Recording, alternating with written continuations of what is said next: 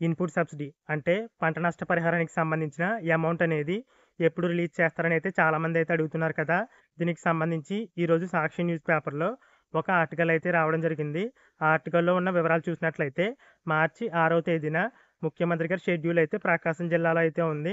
అక్కడ ఒక ప్రాజెక్ట్ అయితే లాంచ్ చేసి అదే రోజున వేరే ప్రాంతంలో ఈ ఇన్పుట్ సబ్సిడీకి సంబంధించిన అమౌంట్ అనేది రిలీజ్ చేసేందుకు ఏర్పాట్లు అయితే చేస్తున్నట్లుగా అయితే రాశారు.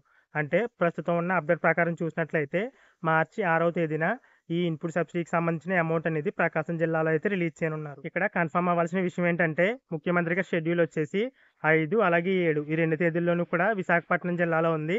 మధ్యలో ఒక రోజు మాత్రం ప్రకాశం జిల్లాలో ఉంది. ఒకవేళ ప్రకాశం జిల్లాలో ముఖ్యమంత్రి గారి పర్యటన కన్ఫర్మ్ అయితే గనక తప్పకుండా 6వ తేదీన ఈ ఇన్పుట్ సబ్సిడీ అమౌంట్ రిలీజ్ చేసే అవకాశం అయితే ఉంది.